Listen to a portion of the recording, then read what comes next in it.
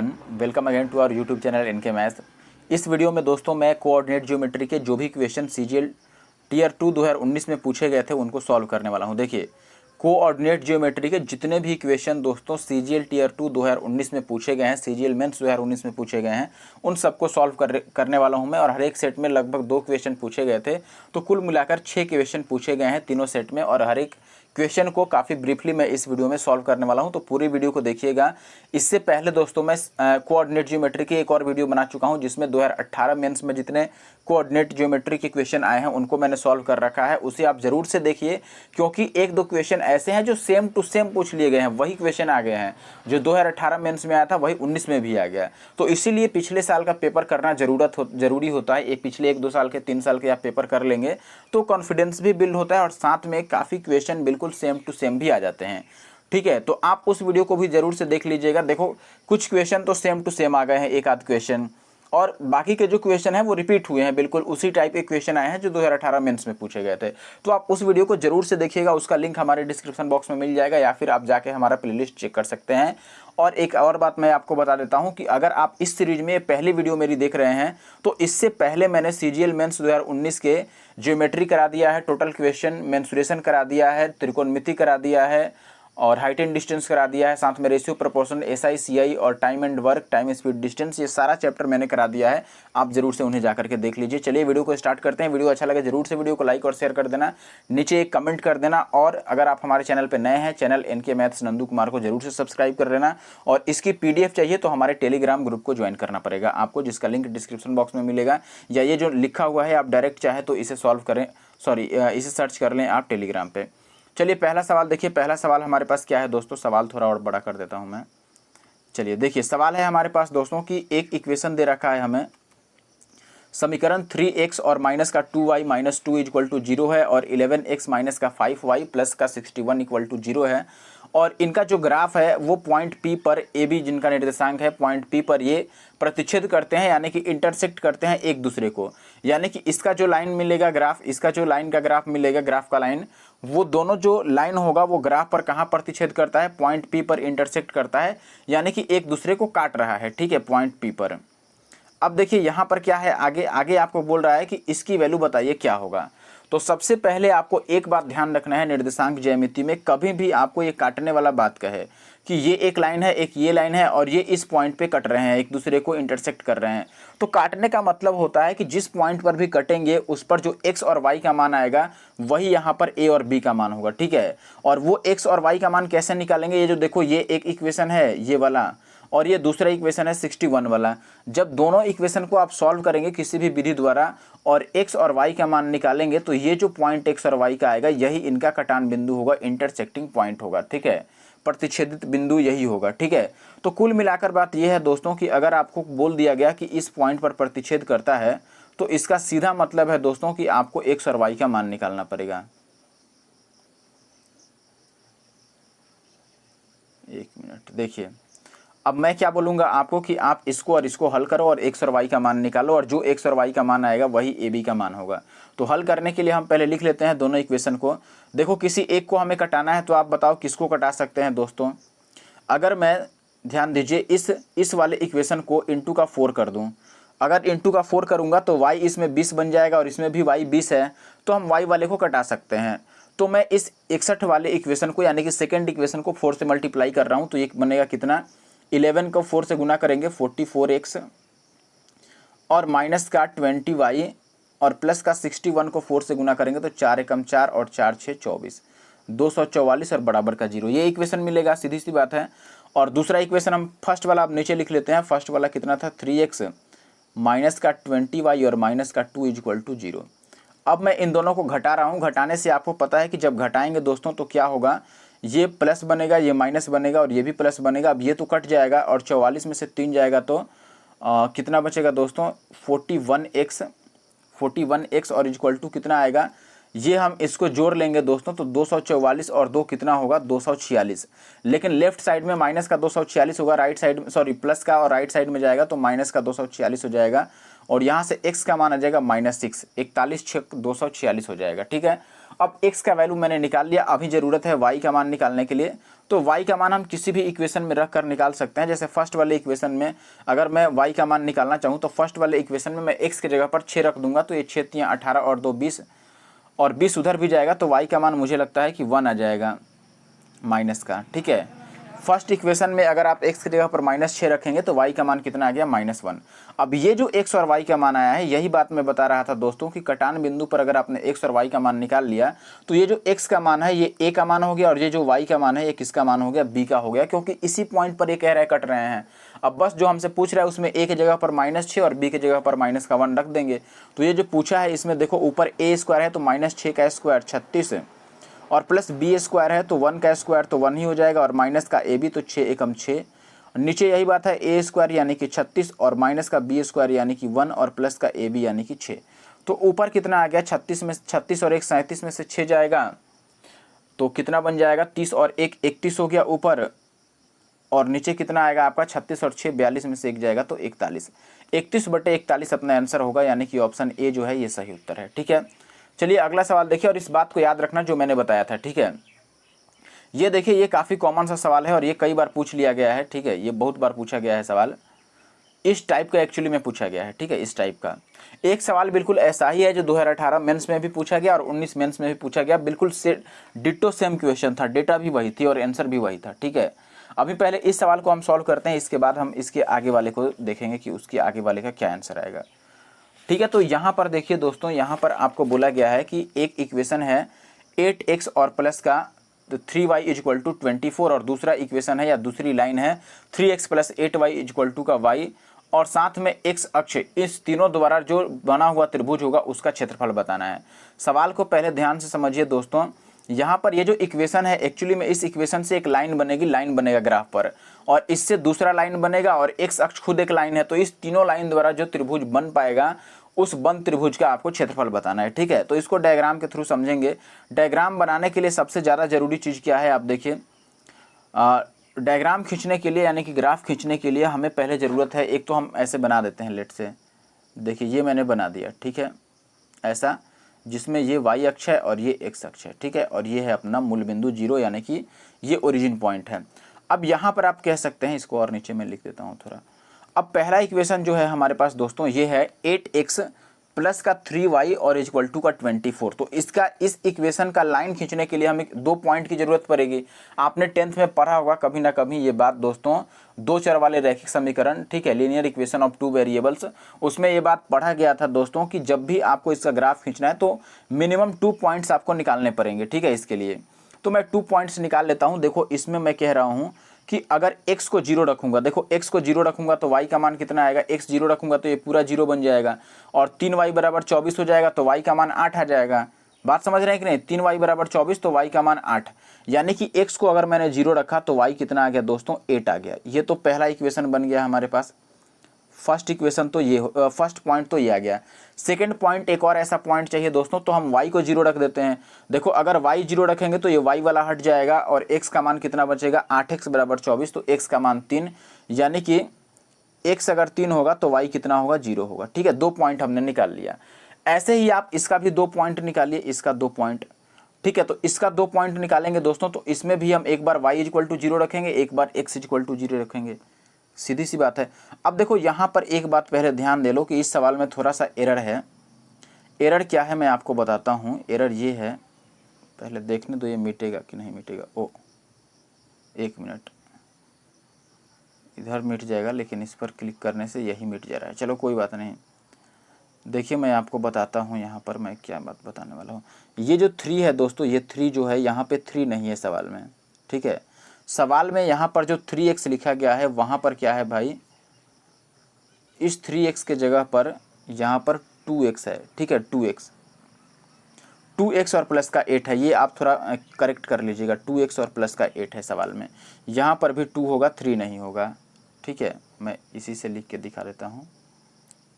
देखिए यहाँ पे क्या होगा, 2 होगा इंग्लिश में। 2x और प्लस का 8 = y है, ये थोड़ा सा आपको करेक्ट करना पड़ेगा। अब देखो 2x और प्लस, अब यहाँ पर मैंने 2 पॉइंट निकाल लिया, इसका भी 2 पॉइंट आप निकालिए। 2x + 8 = y, तो आप बोलेंगे दोस्तों कि अगर y को मैं 0 रखूँगा या x को 0 रखूँगा, x 0 रखूँगा तो y 8 बच जाएगा, और जब y को 0 रखूँगा मैं तो x कितना बन जाएगा, 2 चौका 8 माइनस का 4, यही बनेगा, x का मान -4 बनेगा। बात क्लियर है। अब इनका मैं ग्राफ खींचता हूँ। देखो अगर हम पहले वाले की बात करते हैं, इसका तो एक 08 है, 08 पॉइंट कहाँ बनेगा बताओ, 0 यानी कि x 0 होगा और 8 y पर जाएगा। तो मैं यहाँ पर एक पॉइंट मान लेता हूँ कि लेट से ये 08 होगा, ठीक है। ये अपने से मैं मान रहा हूँ, आपको भी ऐसे ही मानना पड़ेगा। ये 08 पॉइंट मैंने एक बना दिया और इधर मैं बना लेता हूँ दूसरा पॉइंट है हमारे पास 30, तो मैं यहाँ पर मान लेता हूँ 30। यहाँ पर क्यों दोस्तों, आप बताइए कि यहाँ पर क्यों मान रहा हूँ, क्योंकि y अक्ष 0 है, इसमें y का मान 0 है, तो वो x अक्ष पर ही हमें 30 रखना पड़ेगा, क्योंकि x पर ही y का मान 0 होता है। अब हमने यहाँ से एक लाइन खींच लिया कि ये हमारा पहला लाइन है, ठीक है। अब दूसरा लाइन इसके लिए ऐसे ही बनाएंगे, 08, तो देखो 08 तो यहीं पर है और एक -4 और 0 चाहिए, तो -4, देखो -4 तो इस तरफ आएगा, लेफ्ट साइड में माइनस आता है, तो ये मान लो -4 और 0 का पॉइंट हुआ। देखो यहाँ पर भी y 0 है, तो x अक्ष पर ही बनाएंगे और इस लाइन को मैंने खींच दिया। अब देखिए हमारे पास तीनों लाइन पता है दोस्तों, जो कह रहा था, हमसे बोला गया था कि एक ये लाइन हो गया, एक ये लाइन हो गया और एक x = 0 का लाइन हो गया। तो x = 0 या x अक्ष तो यही वाला है, ये वाला x अक्ष है, ये वाला। तो हमें जो एरिया निकालना है, अब हमें ये एरिया निकालना है। देखो ये पूरा एरिया निकालना है कि इसका मान कितना आएगा। तो फॉर्मूला क्या होगा दोस्तों, वही 1/2 इंटू बेस इंटू हाइट हम लगाएंगे, त्रिभुज का क्षेत्रफल। तो 1/2 गुना आधार का 1/2 गुना आधार गुना ऊंचाई करेंगे, तो 1/2। आधार कितना है, तो आप बोलेंगे दोस्तों यहाँ से यहाँ तक टोटल आधार है इस त्रिभुज का। तो देखो ये वैल्यू तो 4 थी, यहाँ पर एक मिनट, देखो ये वैल्यू तो 4 थी दोस्तों और ये वैल्यू 3 थी। पूरा यहाँ से यहाँ तक 3 है और इधर से इधर 4 तक है। तो आधार कितना हो गया, 4 और 3 7, और ऊंचाई कितना हो गया हमारे पास, ऊंचाई देखो ये 08 का मतलब ये हाइट कितनी है, 8 है, तो यहाँ पर 8 रख देंगे। तो ये 2 चौके 8 और 7 चौक 28 अपना आ गया, 28 आंसर हो गया, ठीक है। 28 का मतलब ऑप्शन बी जो है ये सही उत्तर है। अब देखिए क्या इसमें ज़रूरी है ऐसे बनाने की, तो आप देखो मैं बोलूँगा कि या तो आप ऐसे कर लो, या देखो सबसे मेन ज़रूरत है आपको इंटरसेक्टिंग पॉइंट ढूंढने की। ये दोनों कटेंगे कहाँ पर, जैसे यहाँ पर देखो हमें इजीली इंटरसेक्टिंग पॉइंट मिल गया, क्योंकि फर्स्ट इक्वेशन में भी 08 आ गया और सेकंड में भी 08 आ गया, तो ये दोनों में ही मिल रहा है, इसका मतलब यही इंटरसेक्टिंग पॉइंट है 08, ठीक है। लेकिन अगर दोनों में सेम पॉइंट्स नहीं आते, तब हम जैसे पिछले सवाल में हल करके इंटरसेक्टिंग पॉइंट x और y का मान निकाले थे, वैसे ही इसमें भी निकालना पड़ता है, ठीक है। अब देखो अगर आपसे ऐसा सवाल पूछता है तो आप डायरेक्ट कहाँ से शुरू कर सकते हैं। अगर आपको ज़्यादा दिमाग नहीं चलाना है तो मैं बता रहा हूँ कि आप डायरेक्ट कहाँ से शुरू कर सकते थे। देखिए अब थोड़ा टाइम भले ही लगेगा, लेकिन आप दोनों बात समझिए मैं क्या बताना चाहता हूँ। अभी मैं ये बता रहा हूँ आपको कि अगर आप चाहें तो इस सवाल में और क्या कर सकते थे। सबसे पहले तो मैं इतना बना के छोड़ देता हूँ, क्योंकि इसमें अभी हमें ज़रूरत है। ये x अक्ष हो गया और ये y अक्ष हो गया और ये हो गया हमारे पास ओरिजिन पॉइंट। अब देखिए सबसे पहले आप इंटरसेक्टिंग पॉइंट निकाल लीजिए। इंटरसेक्टिंग पॉइंट निकालने के लिए दोनों समीकरण को हल करना होगा, और यहाँ पर पहले मैं लिख देता हूँ कि ये 3 नहीं है, ये कितना है, 2 है। अब दोनों समीकरण को अगर हमें हल करना है दोस्तों, तो डेफिनेटली हम क्या करते हैं दोस्तों, 2x वाले को सेकंड वाले को हम 4 से गुना करके और फर्स्ट वाले से घटाएंगे। सेकंड वाले को 4 से अगर गुना करेंगे तो ये कितना बन जाएगा, टोटल 4 से अगर मैं इसको गुना करता हूँ तो ये 2 दूना 4x बनेगा, और प्लस का मैं लिख नहीं रहा हूँ, आप समझ लीजिएगा, मैं ऐसे ही मौखिक कर रहा हूँ। आप भी कोशिश कीजिएगा मौखिक करने का। देखो मैं इसको 4 से क्यों गुना कर रहा हूँ, ताकि x वाला कट जाए, तो x वाला टर्म तो लिखने की ज़रूरत नहीं है। ये है हमारे पास 3y, और यहाँ पर कितना आ जाएगा। अब देखो 1 मिनट, सॉल्व करना है तो अब इतना छोड़ो, हम डायरेक्ट y का मान ही रख लेते हैं, ठीक है। देखो इसमें हम y के जगह पर मान रख लेते हैं, तो ये 8x का 8x हो गया और प्लस का 3, और जहाँ y है वहाँ पर ये वैल्यू रख देते हैं 2x + 8, y की जगह पर 2x + 8 रख देते हैं, तो ये 2x और प्लस का 8। अब ये ज़रूरी नहीं है कि मैं जैसे सॉल्व कर रहा हूँ ऐसे ही आप सॉल्व करो, ठीक है। आप किसी भी विधि से सॉल्व कर सकते हैं। और इक्वल टू का कितना आ गया, 24, ठीक है। मैंने y का मान रख दिया। अब यहाँ से 8 और 3 दूना 6, 8 और 6 14x आ गया, और प्लस का 8 3 24, तो 24 राइट साइड में जाएगा तो ये तो 0 ही बन जाएगा। तो x का मान यहाँ से कितना आ गया, 0। और अगर x का मान 0 हो गया दोस्तों, तो y का मान कितना हो जाएगा, 8 समीकरण 2 से। समीकरण 2 में अगर x ये 0 है तो ये पूरा 0 बन गया, तो y का मान कितना आ जाएगा, 8 आ जाएगा। अब यहाँ से मुझे पता चल गया कि x 0 है और y 8 है, तो ये 0 और 8 कब निकला, जब मैंने इसी दोनों समीकरण को सॉल्व किया। इस दोनों समीकरण को हल करके जो मान आता है दोस्तों, ये दोनों ही इक्वेशन का इंटरसेक्टिंग पॉइंट होता है, ये मैंने पहले ही बताया था। तो ये 0 8 कहाँ पर आएगा बताइए ग्राफ में, तो 0 8 देखो इसमें y y 8 है और x 0 है, x 0 है तो ये y अक्ष पर जाएगा, y अक्ष पर मान लेते हैं कि ये पॉइंट जो है ये 0,8 है, मैंने एक पॉइंट बना दिया, ठीक है, कि ये 0,8 है। अब अगर ये 0,8 है तो यही इंटरसेक्टिंग पॉइंट है, ये हमें पता चल गया। अब बस दोनों के लिए एक एक पॉइंट निकालो, चूंकि x अक्ष से घिरा हुआ हमसे पूछ रहा है तो केवल हम x का ही मान निकालेंगे, y का मान नहीं निकालेंगे, ठीक है। केवल x का मान निकालने से मेरा क्या मतलब है, आप देखिए जरा यहाँ पर, केवल x का मान निकालने के लिए इसमें मैं y को 0 रखूंगा फर्स्ट इक्वेशन में, तो x का मान कितना आएगा बताइए। तो आप बोलें कि फर्स्ट इक्वेशन में अगर y 0 रखा जाए तो x का मान 8 या 24 3 आ जाएगा। तो मैं ये मान लेता हूँ कि x का ये पॉइंट है और ये पूरी वैल्यू 3 हो गई यहाँ से यहाँ तक, ठीक है, ध्यान दीजिएगा। या आप पॉइंट के फॉर्म में इसको लिखना चाहते हैं तो आप इस पॉइंट को लिखिएगा कि यहाँ पर मान लेते हैं कि ये पॉइंट है और ये कितना बनेगा, x का मान हमने 3 निकाला था तो x तो 3 होगा और y कितना होगा, 0 होगा। वैसे ही दूसरे इक्वेशन से भी आप x का ही मान निकालेंगे क्योंकि हमें x अक्ष से घिरा बताना है, तो दूसरे इक्वेशन में भी y बराबर 0 रखेंगे तो x का मान -4 आ जाएगा। तो इधर मैं रख देता हूँ कि ये -4 और 0 बन गया, ठीक है। अब देखो हमने इंटरसेक्टिंग पॉइंट ये निकाल रखा था और ये -4 और 0 हो गया, यानी कि ये त्रिभुज हमने बना दिया। इस त्रिभुज का क्षेत्रफल बताना है।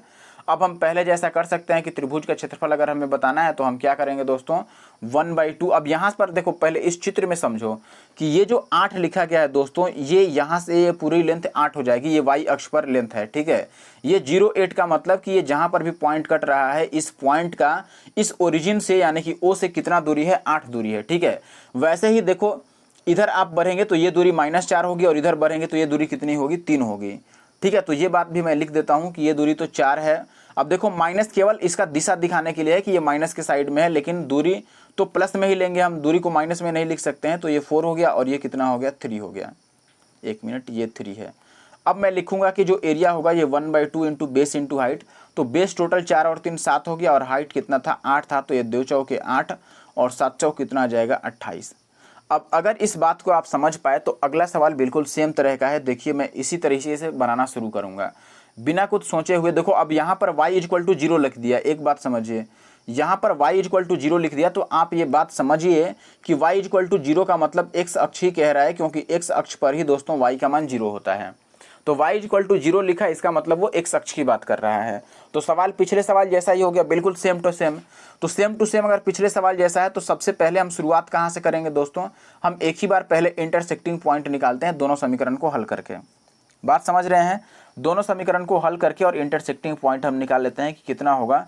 तो दोनों समीकरण को अगर हल करेंगे तो आप ध्यान दीजिए कि यहाँ पर क्या है, 2x और +5y और -12 और इसमें x + y = 3 है।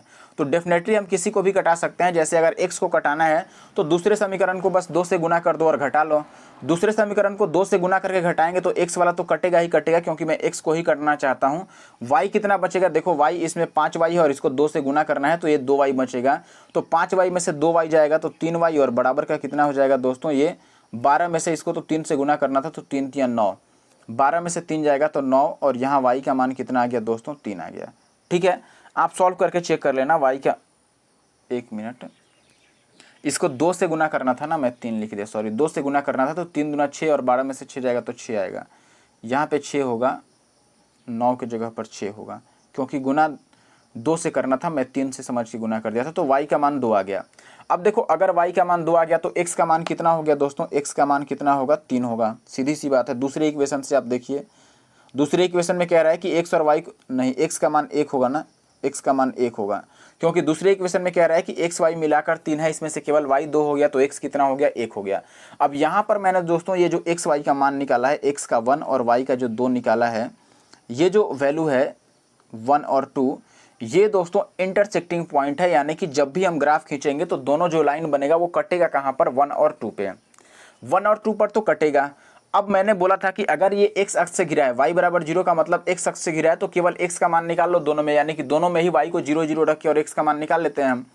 तो आप बताओ कि पहले इक्वेशन में अगर मैं x को 0 रखूंगा, इस वाले में सॉरी y को 0 रखूंगा, एक मिनट, देखो अगर मैं फर्स्ट इक्वेशन में y को 0 रखूंगा तो x का मान यहाँ से कितना मिलेगा, तो आप बोलेंगे दोस्तों x बराबर आ जाएगा हमारे पास 12/2, यानी कि 6 आ जाएगा, x का मान तो 6 आ गया। सेकेंड इक्वेशन में अगर मैं y को 0 रखता हूँ तो x का मान कितना आ जाएगा, 3 आएगा। बात क्लियर है। अब मैं आता हूँ ग्राफ पर, तो मैंने यहाँ से ग्राफ बना लिया। अब आप बोलेंगे दोस्तों कि x का मान एक बार 3 है और x का मान एक बार 6 है, तो हम यहाँ पर रख लेते हैं कि यहाँ पर अगर x का मान 6 होगा तो ये 6 जीरो बन जाएगा, और इधर कहीं x का मान 3 होगा तो ये पॉइंट कितना बनेगा, 3 जीरो। ठीक है, अब ये देखो पहला वाला लाइन है, और ये ऊपर जाके कहाँ पर कटेंगे भाई, ऊपर जाकर कटेंगे कहाँ पर, ये 1 और 2 पे पॉइंट जहाँ 1 2 होगा वहाँ पर कटेंगे। तो पॉइंट 1 2 ऊपर कहीं पर भी आप मान लो 1 2, जैसे हमें x को 1 मानना है तो हम 3 से पहले ही मानेंगे। इसको मैं मान लेता हूँ, इस यहाँ पर एक पॉइंट बना लेता हूँ कि इधर कहीं पर पॉइंट होगा अपना ये वाला, और इसमें x का मान 1 होगा और y का मान कितना होगा, 2 होगा। अब यहाँ से देखिए ये हमें इस त्रिभुज का मान निकालना है कि इस त्रिभुज का क्षेत्रफल कितना होगा जो अभी त्रिभुज बन के तैयार हुआ है। मैंने पहले ही इंटरसेक्टिंग पॉइंट 1 2 निकाल दिया, तो ऊपर 1 2 आप कहीं भी मान सकते हैं।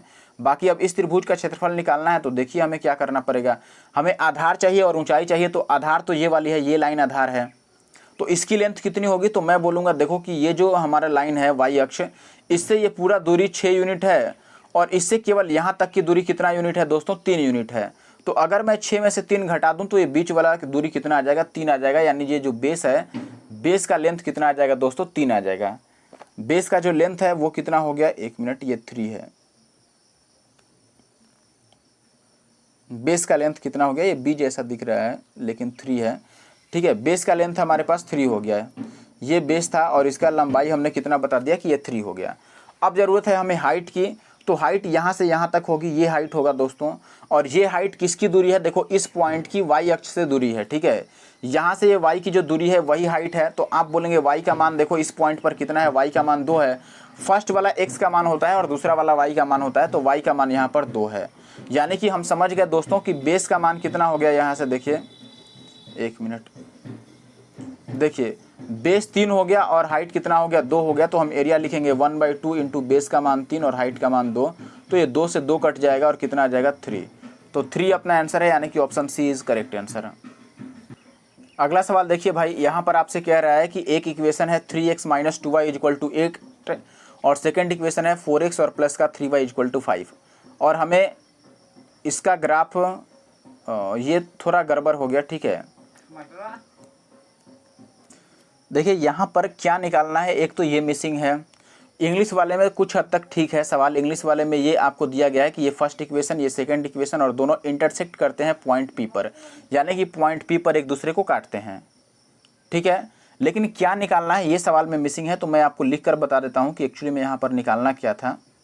ये टाइपिंग मिस्टेक हो गई है। देखो यहाँ पर हमें निकालना था दोस्तों, मैं लिख देता हूँ कि 2 अल्फ़ा माइनस बीटा हमें बताना है। देखिए हमें ये वैल्यू निकालनी है दोस्तों, 2 अल्फ़ा माइनस बीटा क्या होगा। ठीक है, तो सबसे पहले ये अगर कटिंग पॉइंट है, इंटरसेक्टिंग पॉइंट है, तो इंटरसेक्टिंग पॉइंट निकालने के लिए मैंने आपको बताया था कि हमें दोनों इक्वेशन को हल करना होगा, और हल करके एक्स और वाई का मान निकालना होगा। जब एक्स और वाई का मान आएगा वही अल्फ़ा और बीटा का मान हो जाएगा। तो दोनों इक्वेशन को हम हल कर लेते हैं यहाँ पर, और फिर वही एक्स और वाई का मान हो जाएगा अपना, अल्फ़ा और बीटा का मान हो जाएगा। तो दोनों इक्वेशन को हल करने के लिए देखिए हम किसी एक को पहले कटाते हैं। देखें दोस्तों, हमें ये वैल्यू फाइंड आउट करनी है, और मैंने बोला था कि जब भी आपको कटान बिंदु दिया हो तो आप दोनों समीकरण को हल करें और एक्स वाई का मान निकालें। तो मैं दोनों समीकरण को हल करने वाला हूँ। ठीक है, कैसे करेंगे, देखिए आप क्या कीजिए, किसी एक को कटा लीजिए। ठीक है, जैसे मैं यहाँ पर अगर वाई को कटाना चाहूँ तो आपको पता है कि फर्स्ट वाले को हमें 3 से गुना करना पड़ेगा और सेकंड वाले को 2 से। मैं वाई को कटा रहा हूँ, देखिए तो मैं फर्स्ट वाले को 3 से मल्टीप्लाई करूँगा और सेकंड वाले को 2 से मल्टीप्लाई करूँगा। 1 मिनट, देखो फर्स्ट वाले इक्वेशन को 2 से और फर्स्ट वाले को 3 से और सेकंड वाले को 2 से गुना करेंगे ताकि y की वैल्यू कट जाए। ठीक है, अब यहाँ पर क्या होगा, देखो अगर मैं फर्स्ट इक्वेशन को 3 से गुना करूँगा और y कटने वाला है तो केवल मैं x को ही लिख लेता हूँ कि ये 3 तियाँ 9x होगा, और सेकंड वाला में x कितना हो जाएगा, माइनस का 4 दूना 8x, जोड़ रहे हैं तो प्लस लिखेंगे, प्लस 4 दूना 8x, और राइट साइड में देखो ये 8 तियाँ 24 और उधर 5 दूना 10, तो ये 9 8 17 x बराबर कितना आ गया दोस्तों, 34 आ गया। यानी कि x का मान कितना आ गया हमारे पास, 2 आ गया। अब x का मान 2 होगा तो y का मान कितना होगा, किसी भी समीकरण में हल कर लो। जैसे अगर मैं सेकंड इक्वेशन में x की जगह पर 2 रख दूं तो 4 दूना 8, और 8 5 में से घटेगा तो -3, यानी कि 3y = माइनस का 3 आएगा। तो यहाँ से y = कितना आ गया, -1। कटान बिंदु देखो x का मान आ गया 2 और y का मान आ गया -1। तो इसका मतलब सीधा ये है दोस्तों कि ये जो x का मान आया है ये अल्फ़ा का मान है। ठीक है, ये अल्फ़ा होना चाहिए था ना, 1 मिनट, देखो ये जो x का मान आया, ये अल्फ़ा का मान हो गया, और जो y का मान है ये किसका मान हो गया, ये मान हो गया बीटा का। बस अब जो निकालना है ये हम निकाल देते हैं, 2 अल्फ़ा यानी कि 2 2 जा 4 हो जाएगा, और माइनस का बीटा, तो बीटा के जगह पर -1, तो ये 4 माइनस माइनस प्लस हो जाएगा, और ये कितना आ जाएगा अपने पास 5, यानी कि ऑप्शन बी सही उत्तर है। अगला सवाल देखिए, यहाँ पर ये कह रहा है दोस्तों कि दो आपको समीकरण दिए गए हैं ये और ये, इसके जो दोनों लाइन होंगे ये पॉइंट इतना पर प्रतिच्छेद करते हैं, ठीक है। इनके जो ग्राफ हैं वो पॉइंट A4 पर प्रतिच्छेद करते हैं, तो आपको मान किसका निकालना है, हिंदी में नहीं पता है लेकिन इंग्लिश में दिया है K का मान निकालना है, ठीक है।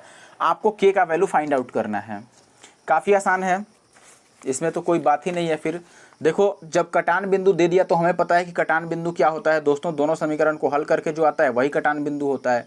अब एक बात और गौर फरमाइए दोस्तों, कटान बिंदु में पहला वाला x का मान होता है, आपको भी पता होगा कि ये फर्स्ट वाला x के जगह पर रखते थे और सेकंड वाला y के जगह पर रखते थे, तो हमें ये पता चल गया कि इस हिसाब से y की वैल्यू तो 4 हो गई, x की भले ही नहीं पता है। तो अगर x का नहीं पता है तो दोनों इक्वेशन को हम हल करके x वाले को ही कटा देते हैं और केवल y को बचाएंगे, क्योंकि y का मान हमें पता है कि 4 है। तो हम इसी तरह से काम करते हैं। अब देखो, इसमें भी x 4x है x का मान, और इसमें भी x वाला 4x है, तो हम दोनों को केवल घटा लेते हैं, ठीक है। हम सेकंड में से फर्स्ट वाले इक्वेशन को घटा रहे हैं। सेकंड इक्वेशन है 4x और प्लस का कितना है ky, ये 4x तो गुना जैसा लगने लगा, चलो मैं ऐसे लिख देता हूँ, ये 4x हो गया और प्लस का ky और इक्वल टू का 2, और इसमें से हम घटा दे रहे हैं इसको, ये है 4x और माइनस का 2y इक्वल टू का 10। अगर हम घटाएंगे दोस्तों तो ये तो कट जाएगा और ये बचेगा, घटाने से ये प्लस हो जाएगा और ये माइनस हो जाएगा, तो ये बचेगा ky और प्लस का 2y इक्वल टू माइनस का 8। अब इसमें हम y के जगह पर 4 रख देंगे तो 4k हो जाएगा। देखो 4k, y के जगह पर हमें कितना रख देना है दोस्तों, 4 रखना है, तो 4k और प्लस का 4 दूना 8 और इक्वल टू का -8। तो यहाँ से 4k की वैल्यू कितनी आ जाएगी दोस्तों, ये 4k है एक्चुअली में, 4k की वैल्यू आ जाएगी माइनस का 16, यानी कि k का मान कितना आ जाएगा, k का मान आ जाएगा -4। तो -4 अपना आंसर है, ऑप्शन फर्स्ट वाला इसका सही उत्तर है। चलिए आज के आखिरी सवाल पर आते हैं। आखिरी सवाल यह है, इस तरह का CHSL में काफ़ी सारा सवाल पूछा गया, 2017 CHSL में और 18 CHSL में भी काफ़ी ज़्यादा सवाल आया था इस टाइप का, जब मतलब हर एक सेट में एक क्वेश्चन आ ही जाता था। रेलवे ग्रुप डी में भी काफ़ी बार पूछा गया है, NTPC में पूछा गया है इस तरह का सवाल। y इक्वल टू 3 में आपको पॉइंट इसका प्रतिबिंब बताना है, यानी कि रिफ्लेक्शन बताना है कि क्या होगा। रिफ्लेक्शन बताना काफ़ी आसान है, देखिए कैसे, मैं एक डायग्राम के थ्रू आपको बताता हूँ। सबसे पहले आप क्या कीजिए कि ऐसे डायग्राम बनाइए, ठीक है, और इसमें आपको पता है कि ये जो पॉइंट है 5 - 3 ये किस क्वाड्रेंट में जाएगा, फोर्थ क्वाड्रेंट में जाएगा। तो फोर्थ क्वाड्रेंट में मैंने यहाँ पर एक पॉइंट बना लिया, लेट से कि ये जो पॉइंट है ये कितना है, मैं इधर बनाता हूँ, 1 मिनट, ये फिगर ही इधर बनाते हैं, थोड़ा बड़ा फिगर बनाते हैं यहाँ से इस टाइप का, ठीक है।